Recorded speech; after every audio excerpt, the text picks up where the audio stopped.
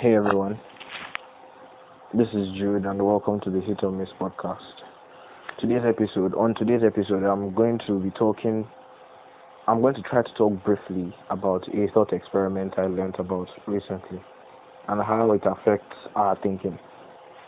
Alright, so I was going through YouTube a couple of days ago and I got a recommendation from one of the channels I subscribe to, that is TEDed, and the caption, should I say the caption for the video was, can you outsmart this logical fallacy? So I'm like, oh, I'm pretty smart, let me try it out. So I clicked the video and they start asking questions. Okay, they ask a question, it's like a hypothetical. So they ask, imagine this hypothetical lady. I'm really paraphrasing here, so please don't go and look for the video and come for my neck. So let's say we have a hypothetical lady who studied in a hypothetical university. It is very, very, very hypothetical. There is no real person involved. Just use your power of imagination. So, as I was saying, she studied math and statistics in the university. Now, the questions are these. After she graduates, which is more likely? A, that she becomes a painter, or B, that she becomes a painter that plays poker. Poker, the card game. So as they do with all their riddles, they give you a few moments to figure it out by yourself. And in those few moments, I was like, the normal answer is, painter that plays poker. But the smart answer is painter. Why is the smart answer painter? I asked myself. I'm like, well, it's the road less or least traveled, and because it's the road least traveled, that's least likely in my head. It seems like the right answer. So I didn't have any other justification apart from the fact that I didn't want to think like the herd. I didn't want to think like everybody. I wanted to set myself aside. But setting myself aside wasn't just enough. I had to know why I was setting myself aside, which, to be honest, is a whole other topic on its own. But my point is, if you're presented with two things and you find the crowd following one, don't say because you want to be renegade you now do the other one when you don't have justifications enough to back your decisions up. Following the crowd sometimes is not bad. It shows you're normal, and for the most part you have realized that what the crowd is taking or the path the crowd is taking doesn't really play any detrimental part in your life, or advantageous for that matter. It depends. But my point is, if you do not know why you shouldn't follow the crowd, then just follow the crowd. Yeah. So back to the question. I chose painter and poker player because it seemed very, very likely. I mean, I've already been provided with the information that she did math and statistics in the university. So that was it. So they revealed the answer. The answer was actually, she's just a painter.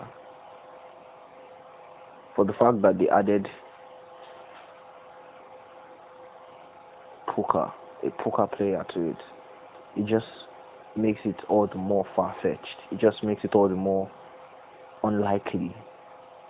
Why, you may ask? I mean, you have already been given this information that she did math and statistics in the university. But what we do not know is sometimes we draw parallels because our brain seeks familiarity when we are problem solving.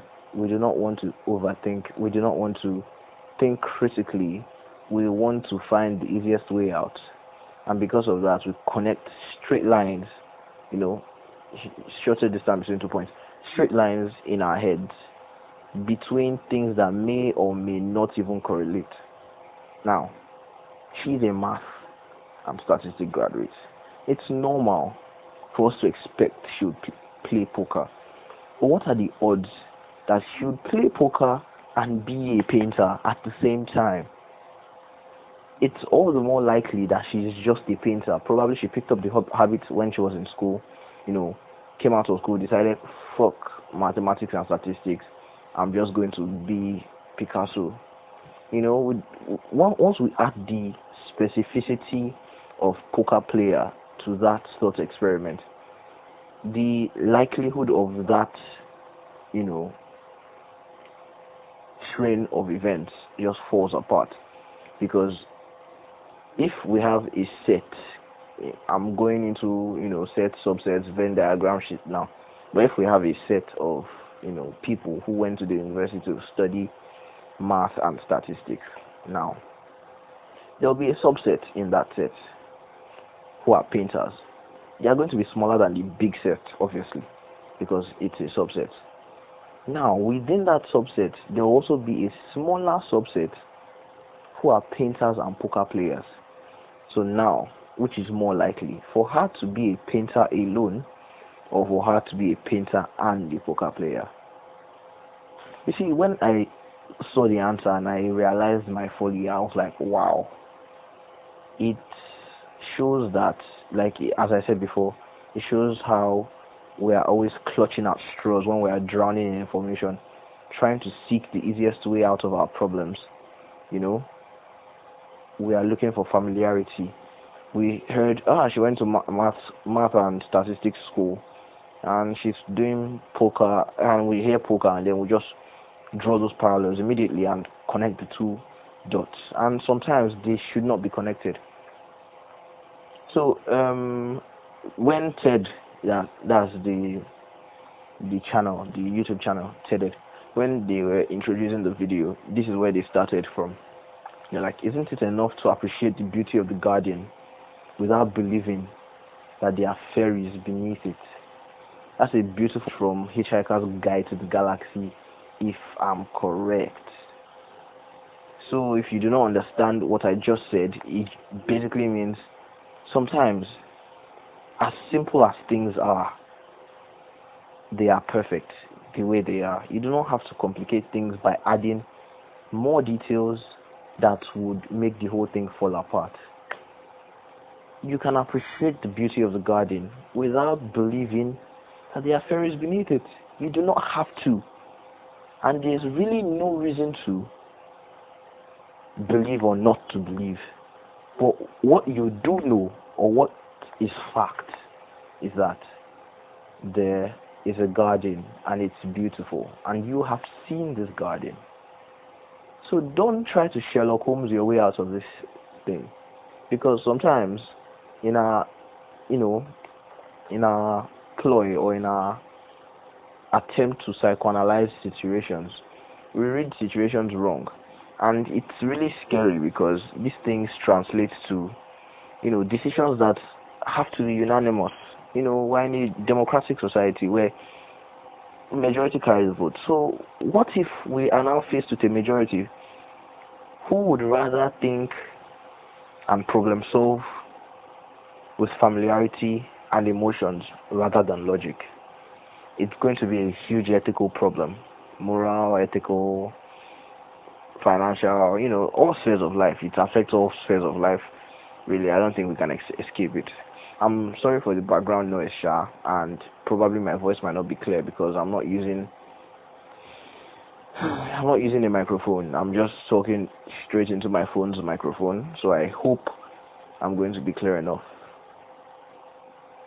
So I'm just saying, like, this thought experiment, it's made me think, how many ways can I relate this to my life?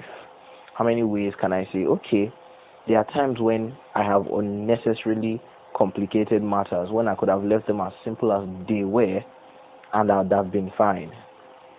When we assume things about people based on what we've heard about them, instead of just taking it for face value. See, one thing I've realized is, if you do not give me a reason to doubt you, if you do not give me a reason to second guess you, I would not second guess you.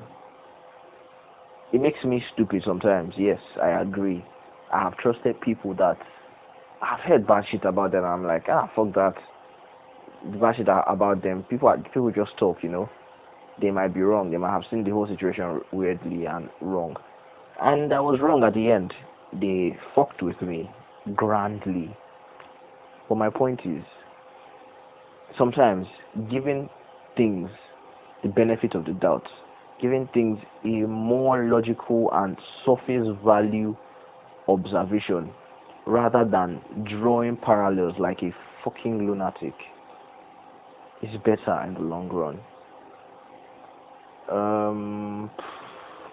We're really sorry, that's Tomowa and I. We're really sorry that we have not been able to pump out episodes as regularly as possible or as regularly as we used to.